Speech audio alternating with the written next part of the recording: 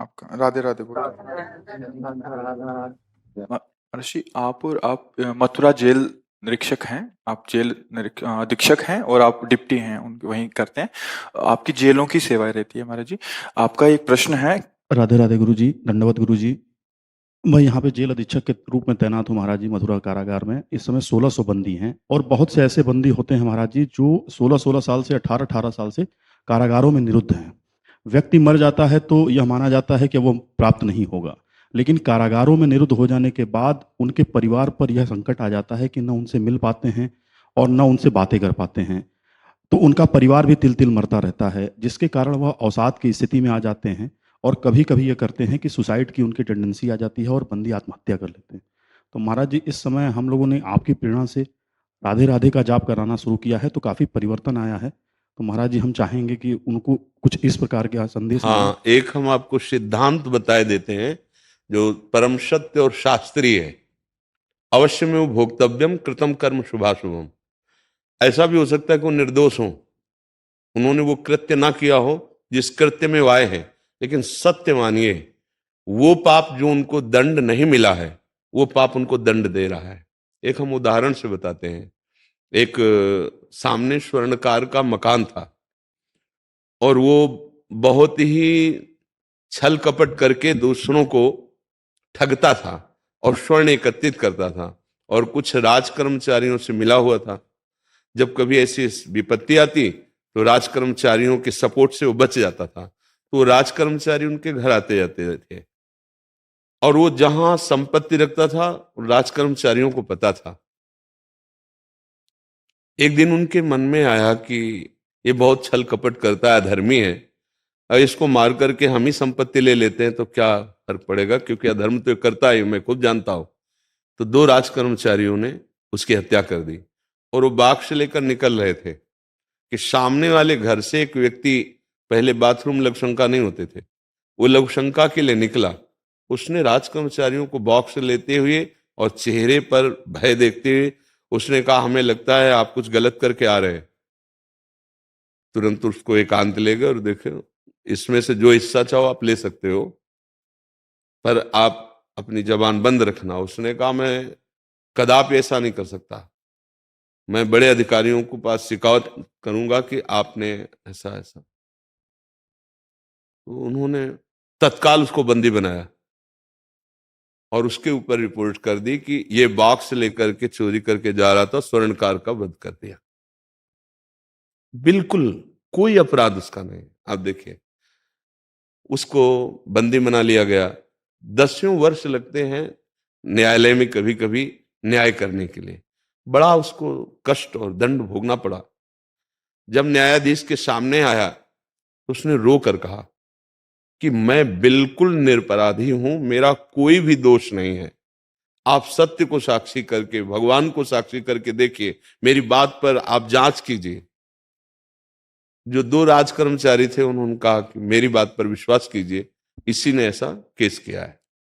10 वर्ष उनको दंड भोगते हो गए। तो एक चाल चली गई कानून विभाग से कि एक जो मृत पुरुष आया था जिसको पोस्टमार्टम करानी थी, ऐसे तो राज कर्मचारियों को कहा आप उनके साथ जाइए और उस कैदी को भी साथ, कि आप इसकी अंतिम यात्रा में कोई है नहीं तो आप साथ जाइए। राज कर्मचारियों ने धीरे से उनके कान में कहा, उनके पास यंत्र लगे हुए थे, कान में कहा, अगर तू मेरी बात मान जाता ना तो तेरे को दंड नहीं मिलता, तुझे दे देते उसमें से संपत्ति। अब देख, आजीवन कारावास या फांसी तुझे मिलेगी। ठीक, पूरा न्यायाधीश के सामने वो जो वॉइस आवाज का वीडियो था उनके सामने गया। उसने कहा तुम निर्दोष हो और उनको बंदी बना लिया। अब एक महात्मा से वो मिला और उसने कहा, भगवान भगवान भगवान कहते हो, क्या भगवान क्या अन्याय है? मैंने बिल्कुल पाप नहीं किया था, चलो बाद में छूटा, लेकिन 10 वर्ष में कष्ट पाता रहा, इसमें तुम्हारा भगवान कहां गया था? तो उन्होंने एकांत में बैठाल कर कहा कि भगवान को साक्षी करके बताना, इसी जन्म में क्या तुमने पाप नहीं किया? विचार करके बताना, सत्य बताना। अब यहां कोई केस तो चलने वाला है नहीं, लेकिन तुमने भगवान को दोषी ठहराया। तो उन्होंने कहा, हाँ मैंने यौवन अवस्था में किसी स्त्री से मित्रता की थी, पर वो हमारे अधीन नहीं हुई, तो हमने छल करके उसे मारा और जमीन में गाड़ दिया। आज तक उसे कोई नहीं जाना। तो बोले इसी कर्म का दंड तुम्हें मिला हुआ है। तो जिनको न्याय विभाग के द्वारा अभी फाइनल नहीं हुआ और उनको कष्ट हो रहा है, तो मैं प्रार्थना करता हूं कि इसी जन्म का या किसी जन्म का तुम्हारा पाप तुम्हें कष्ट दे रहा है, तुम्हें नया पाप नहीं करना आत्महत्या करके। आत्महत्या करने से वो दुर्गति होती है जो घोर पापाचारी की होती है।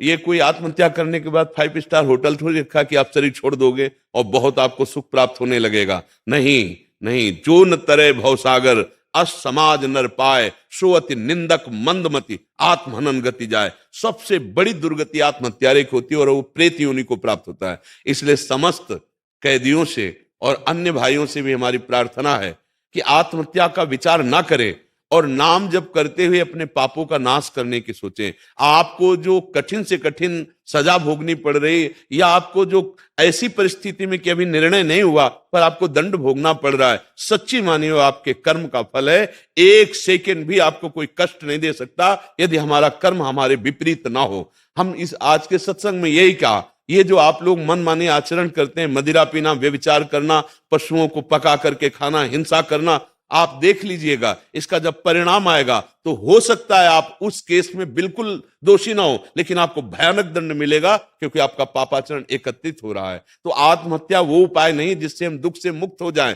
हमारा दुख से मुक्त होने का अवसर ये कि जेल मिली तो क्या हुआ, हम नाम जप करेंगे, भगवान को पुकारेंगे और अच्छे आचरण करते हुए अपने जीवन की श्वासें सच्चिदानंद में व्यतीत करेंगे। जन्म जन्म की बिगड़ी बन जाएगी, जन्म जन्म की बिगड़ी। ये जो आत्महत्या है ये कोई उपाय नहीं है दुख से छूटने का, और किसी को कोसने की जरूरत नहीं है कि हमें ये जो दंड मिल रहा, मैंने पाप नहीं किया। सत्य मानिए वो पाप अवश्य है। जब भीष्म पितामह जैसे महान भागवत को 6 महीने बाणों की सैया पर तो भगवान से पूछ रहे हैं कि मैं कई जन्मों तक देख रहा हूं प्रभु ऐसा कोई पाप नहीं, तो भगवान ने कहा और आगे देखिए, क्योंकि हम लोग अनंत जन्मों से भटक रहे हैं। इसलिए समस्त कैदियों से प्रार्थना है कि आप नाम जप कीजिए, देखिएगा आपका हृदय शीतल हो जाएगा, आप भव बंधन से मुक्त हो जाएंगे। ये तो सांसारिक कैद है, आप भव बंधन से, माया की कैद से मुक्त हो जाएंगे। आपसे गलती हुई है, काम क्रोध लोभ मोह मद मत्सर, इनके द्वारा पापाचरण निश्चित होता है, कोई भी हो, और वो पापाचरण अवश्य में भोक्तव्यम कृतम कर्म शुभाशुभम,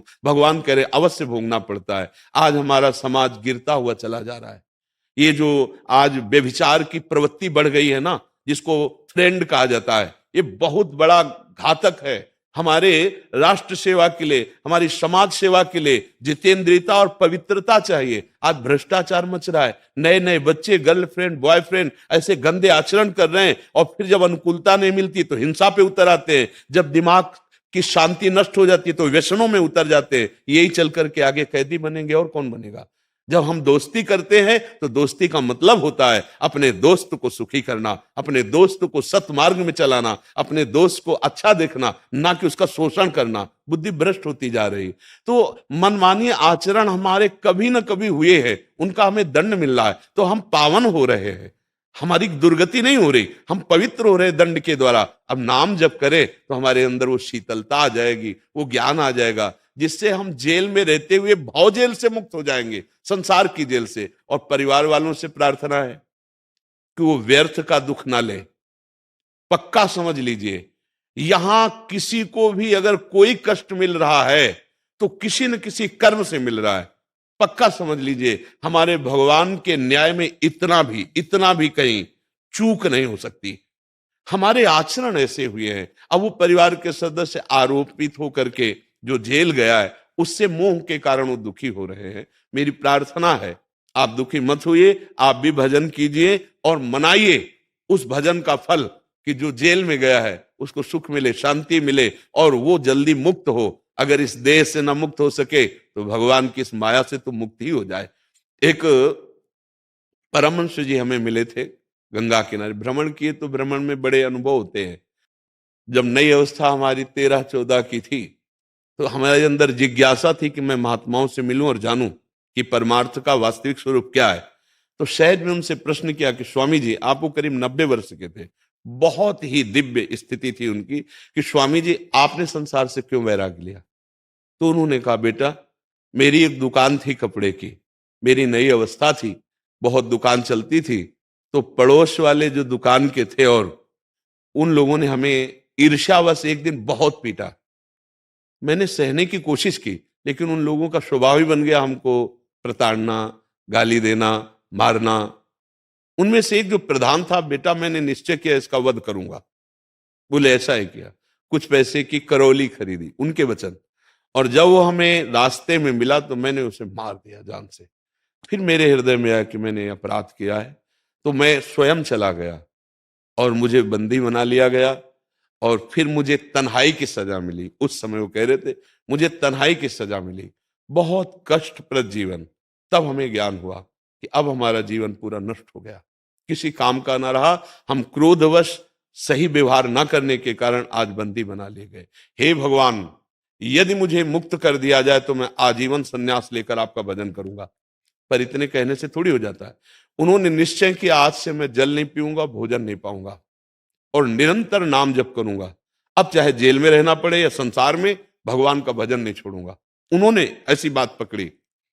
अब जब भोजन नहीं, पानी भी नहीं पीना, तो जो अधिकारी जन है वो उनके पास जा, ना वो आंख खोलते, चाहे उनको कोई बूट से मारे, डंडे से मारे, वो स्वयं बता रहे थे ना मैंने आंख खोला ना मैंने संभाषण किया। तो बड़े अधिकारी आए, उनमें से कोई सज्जन स्वभाव के थे, संत स्वभाव के। तो उनका देखो इस समय मैं अकेला हूं, आप अपने हृदय की बात बता दीजिए, आप क्या चाह रहे हैं, हो सकता है मैं आपका सहयोग कर सकूं। आंख खोली, उनको लगा जैसे भगवान ही हमें साहस बंधा रहे हैं। आंख खोली और कहा साहब मैंने ही मारा है, पक्का मैं अपराधी हूं, पक्का।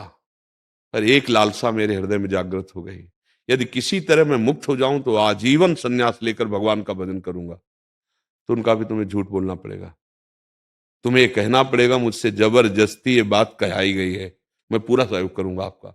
ऐसा विधान बनाया गया, अभी वो बिना सजा के दंड भोग रहे थे, ऐसा विधान बनाया गया, वो मुक्त हो गए। 90 वर्ष के थे, ब्रह्मबोध संपन्न महापुरुष। ये मार्ग बना। देखो भगवान का नाम जप, भगवान के प्रति आश्रय। पक्का उन्होंने अपराध किया था, उनको आजीवन कारागार में ही रहना पड़ता, लेकिन भगवान के भजन ने, भगवान की प्रार्थना ने, ऐसा होता है। भगवान करतुम अकर्तुम अन्यथा करतुम सर्व समर्थ है। किसी भी को निराश नहीं होना चाहिए, किसी भी परिस्थिति में निराश नहीं होना चाहिए। भगवान के नाम में अपार सामर्थ्य है, जो भव समुद्र को सुखा दे। नाम लेत भव सिंधु सुखाही, करो विचार सुजन मन माही। जासु नाम भव भेषज हरन घोर त्रिशूल, सोई कृपाल तो ही मोहि पर राहु सदा अनुकूल। यदि भगवान अनुकूल हो जाए तो हर बात बन जाए। हमें लगता है कैदियों से हमारे हाथ जोड़कर प्रार्थना है, वो कमजोर ना बने। अगर गलती भी हुई है तो उस गलती का जो प्रायश्चित हो रहा है, शारीरिक दंड मिल रहा है, मनमानी अब नहीं कर सकते, और नाम जप कर लीजिए आनंदित हो करके। अगर अपने समय पे शरीर पूरा हुआ तो तुम भगवान को प्राप्त होगे। इस लोक का बिगड़ा हुआ कार्य आपका बन जाएगा। आत्महत्या करने से किसी को भी सुख की प्राप्ति नहीं होती है। घर